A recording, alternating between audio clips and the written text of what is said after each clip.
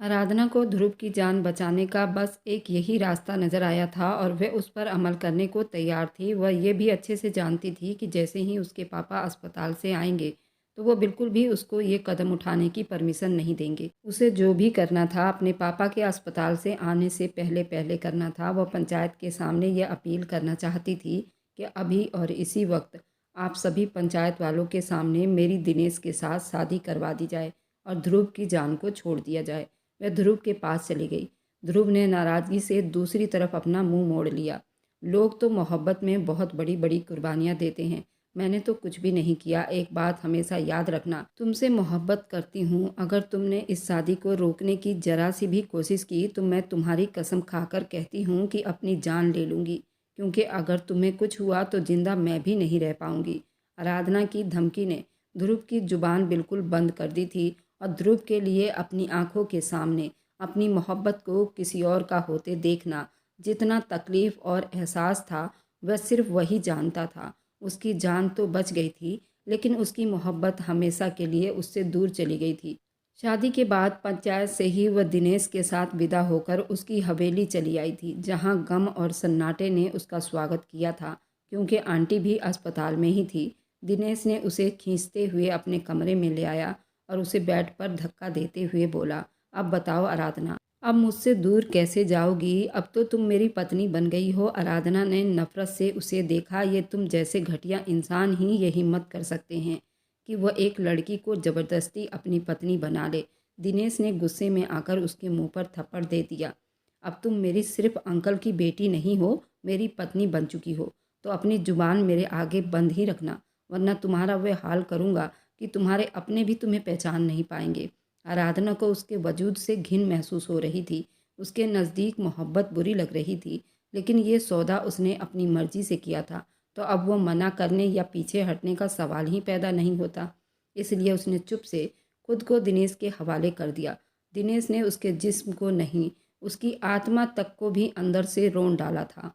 अगली सुबह उसे आंसू बहाते देखकर दिनेश को बहुत खुशी महसूस हो रही थी।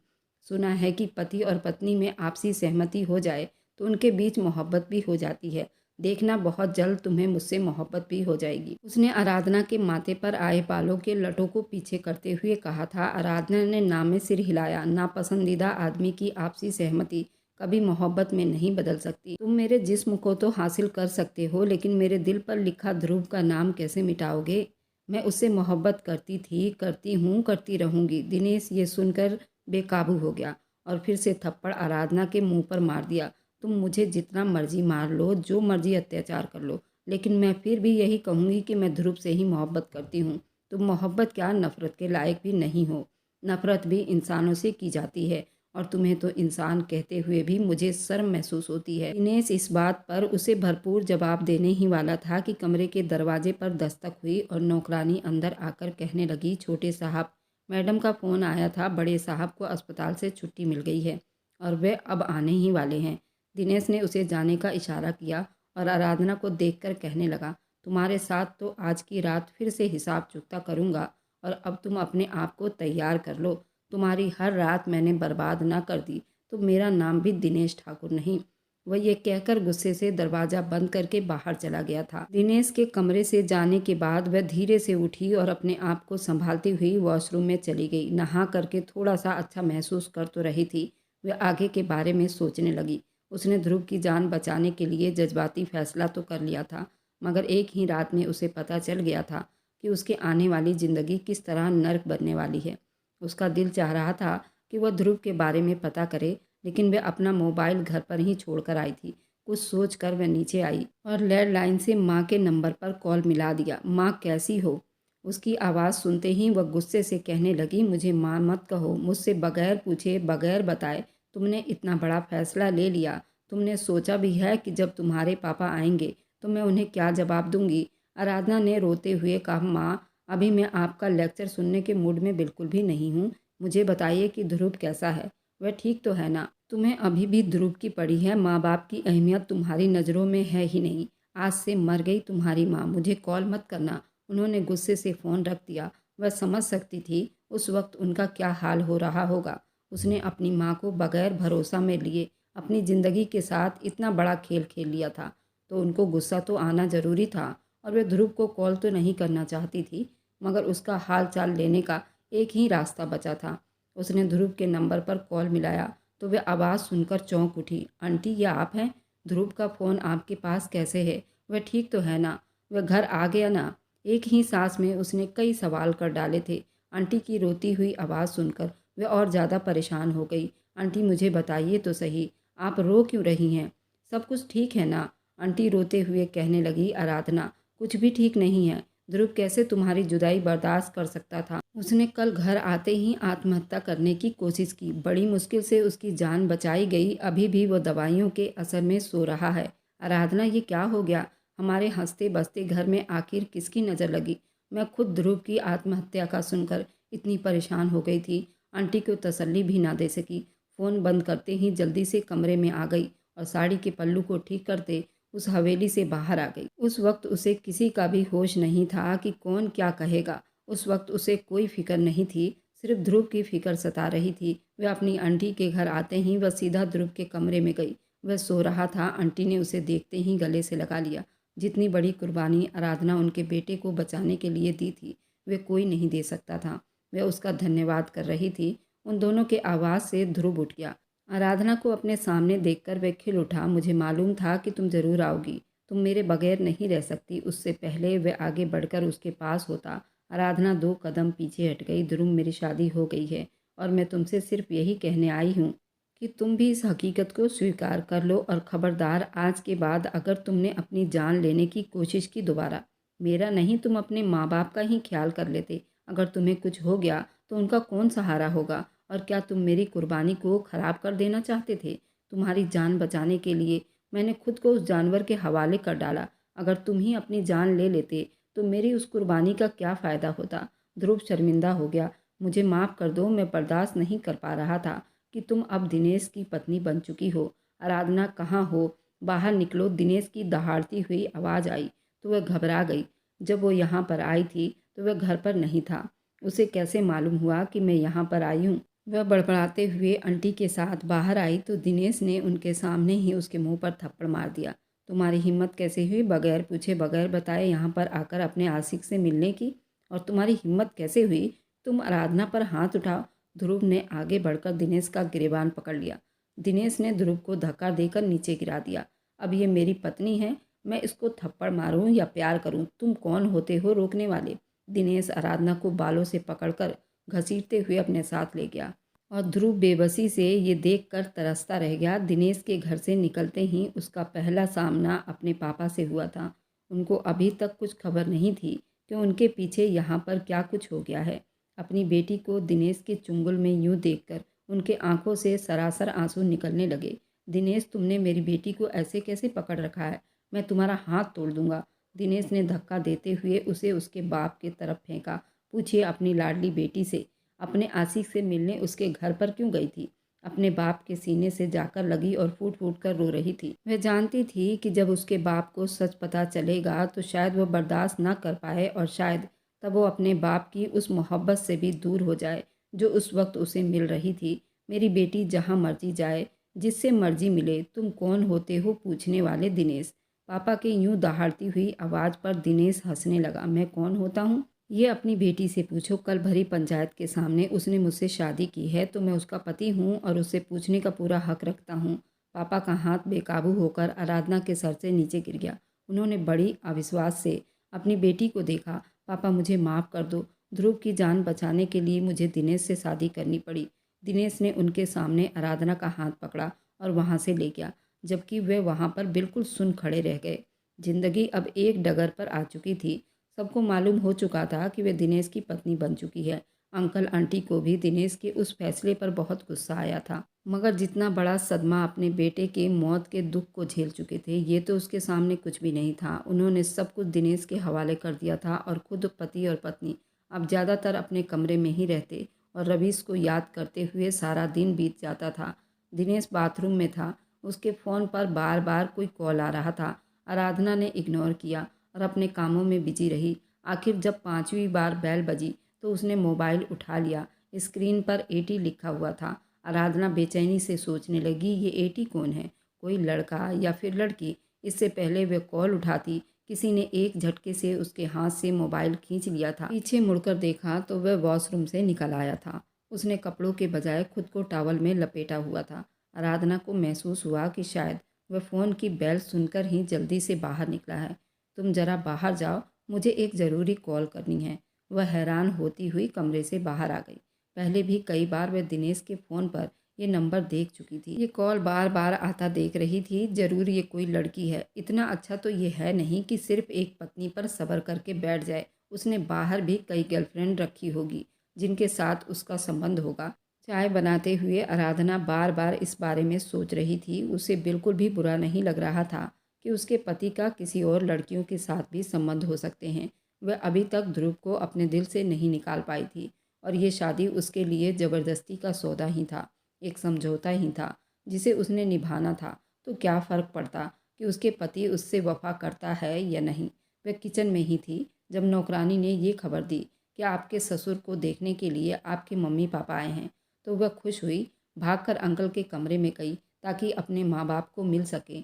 माँ ने तो उसे देखते ही अपना मुंह दूसरी तरफ फेर लिया और उसे अभी तक नाराज़ थी। पापा ने उसके सर पर प्यार दिया था। थोड़ी देर के बाद दिनेश आया तो पापा बोले, हम अपनी बेटी को कुछ दिनों के लिए अपने घर लेकर जाना चाहते हैं। उम्मीद है तुम कोई ऐतराज़ नहीं करोगे। आराधना को यकीन था कि वो बिल्कुल ऐतराज़ करेगा, उसे बिल्कुल भी जाने नहीं देगा, इसलिए वह बुझ कर रह गई।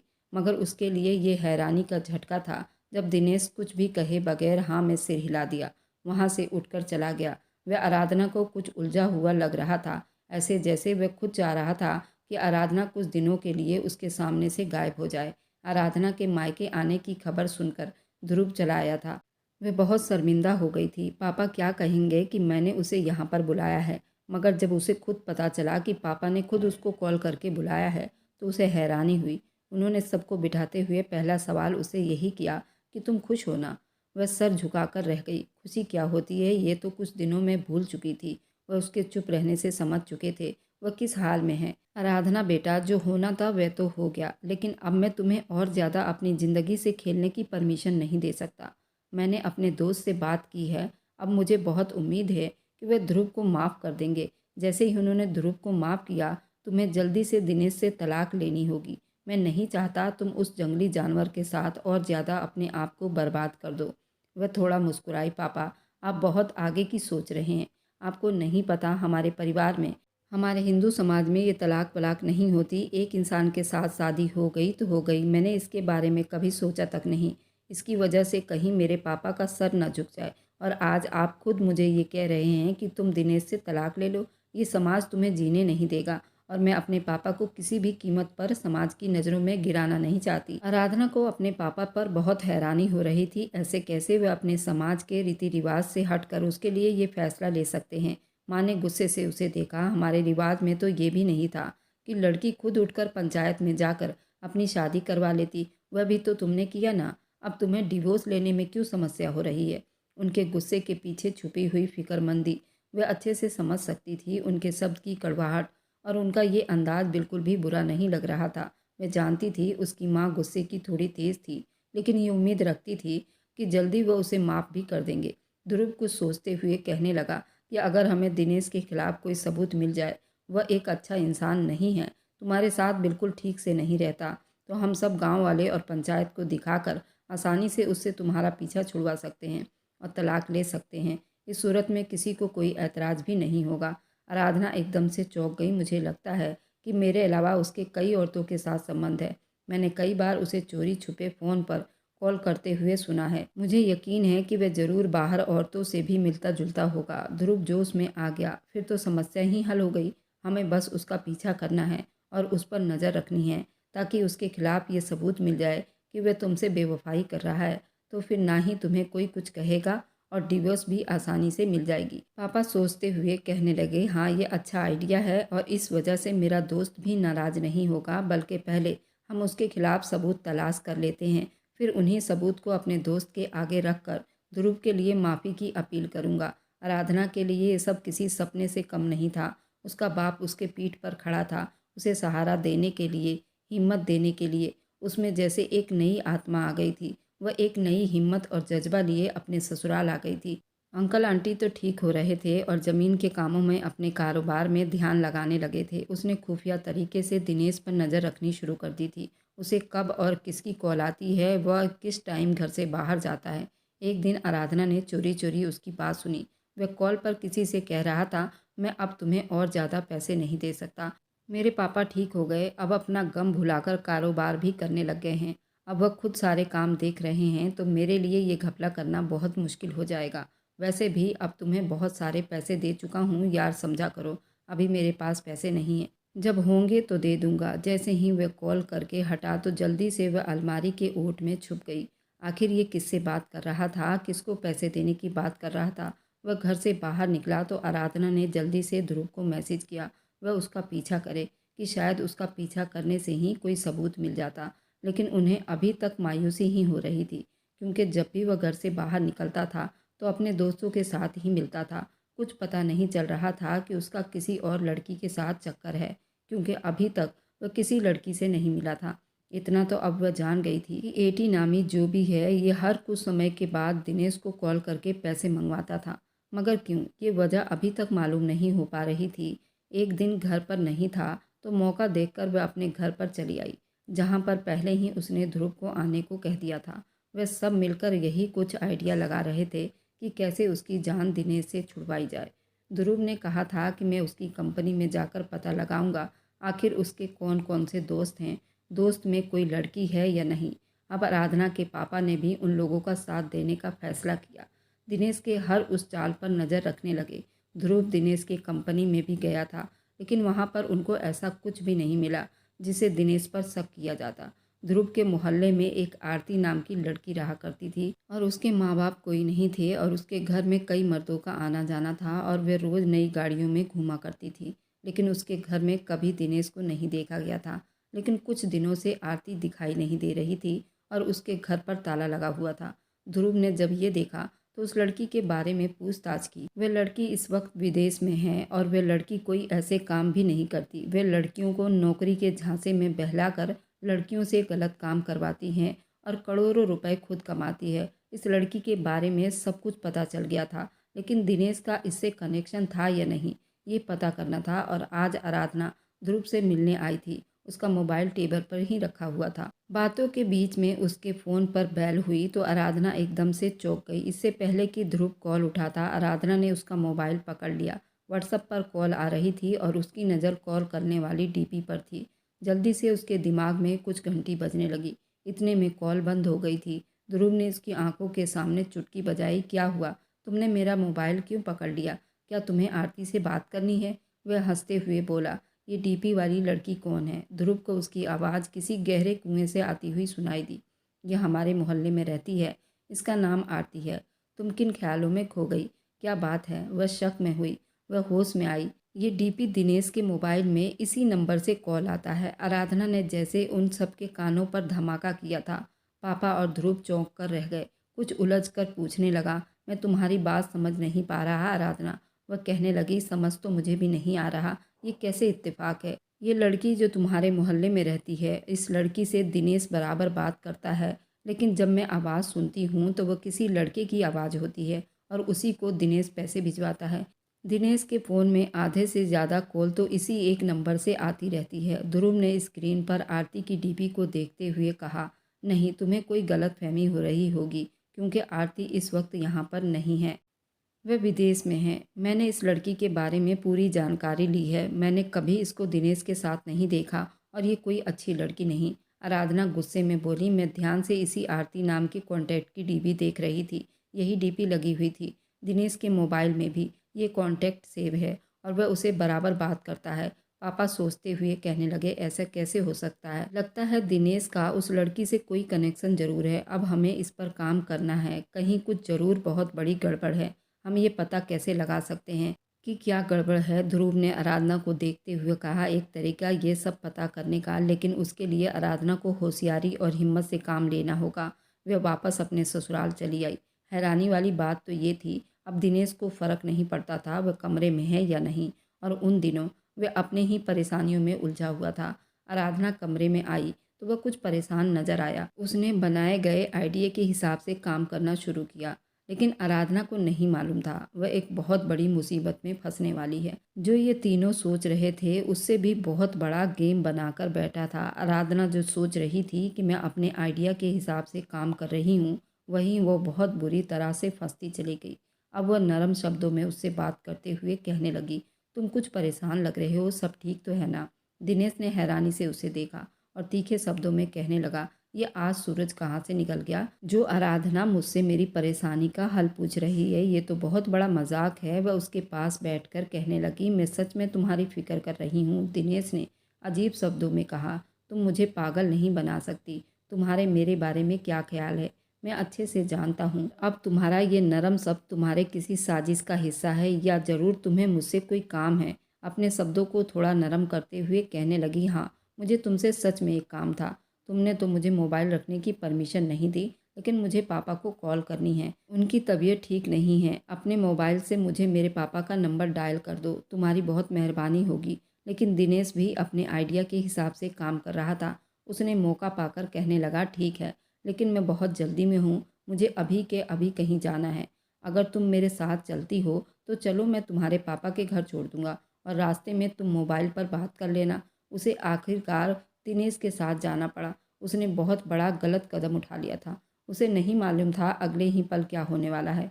आराधना का दिमाग काम कर गया। उसने तुरंत ध्रुव को मैसेज किया कि मैं अभी के अभी दिनेश के साथ हूँ और अपना लोकेशन सेंड कर दिया। अपना मोबाइल भी छुपाकर अपने पर्स में रख लिया। तभी गाड़ी में बैठते ही उसे अजीब स्मेल का सामना करना पड़ा और वो बेहोश हो गई। जब होश में आई तो वहाँ पर कोई भी जाना पहचाना चेहरा दिखाई नहीं दिया, लेकिन उसका पर्स उसके पास में था और वे अपना मोबाइल उस पर्स में देखना चाहती थी। तभी बाहर उसे फायरिंग की आवाज़ सुनाई दी। वह चौकन्नी हो गई और चीखने लगी। तभी उसके आसपास पुलिस दिखाई दी तो उसकी जान में जान आई। उसको दिनेश ने किडनैप करके बेच दिया था और पैसे लेकर फरार हो गया था और वह आरती के साथ मिला हुआ था। ये दोनों मिलकर लड़कियों की सप्लाई किया करते थे और जो दिनेश के पास फ़ोन आता था वह आरती के नंबर से आता था। उस पर आरती के आदमी फ़ोन पर बात करते थे। दिनेश तो यहाँ नहीं था, वह दिनेश जा चुका था। आराधना को भी बेच दिया था। आराधना को तो पुलिस ने एयरपोर्ट पर ही दबोच लिया था, लेकिन वो बेहोश थी, इसलिए हॉस्पिटल में लाया गया था। अब सारा मामला पुलिस के हाथों चढ़ गई थी। दिनेश कोई आराधना से प्यार नहीं करता था, उसको सिर्फ इस्तेमाल करके बेच देना चाहता था। और उसका भाई रवीश की मौत तो एक हादसा थी और दिनेश ने उसी का फ़ायदा उठाकर आराधना से शादी कर ली थी और आराधना को बेचकर वह फरार हो गया था। जब ये सारी बातें दिनेश के माँ बाप को पता चली तो वह दोबारा अटैक का शिकार हुआ। उसको दूसरी बार अटैक आया था। डॉक्टर ने बताया था कि अगर तीसरी बार अटैक आ गया तो ये बचेगा नहीं। आराधना और उसके पापा ने कुछ भी नहीं कहा। एक बेटे की मौत और दूसरा बेटा ऐसा निकला। वह अपने गम में ही मरे जा रहे थे। ध्रुव और आराधना की शादी हो गई थी। वह अपनी ज़िंदगी हंसी खुशी बिता रहे थे। बुरे कर्मों का हमेशा बुरा नतीजा ही होता है। और मेरी वीडियो जहाँ से भी आप लोग देखते हैं, कमेंट में अपने शहर और राज्य का नाम ज़रूर बताएं। मुझे आप लोगों के कमेंट पढ़ने में बहुत आनंद आता है और उन सभी का मैं बहुत बहुत धन्यवाद करना चाहती हूँ जो लोग मेरी वीडियो को देखते हैं, लाइक करते हैं, शेयर करते हैं। अगर आपको आज की कहानी पसंद आई है तो वीडियो को ज़रूर लाइक कीजिएगा और अपने दोस्तों के साथ शेयर भी कीजिएगा। और हाँ, अगर आपने अभी तक हमारे चैनल को सब्सक्राइब नहीं किया है तो ज़रूर सब्सक्राइब कर लें। मिलते हैं हम अपनी कल की एक नई दिलचस्प कहानी के साथ। मुझ पर सदा अपना प्यार और स्नेह बनाए रखें। सभी को मेरा प्यार भरा नमस्कार दोस्तों। खुश रहें, स्वस्थ रहें।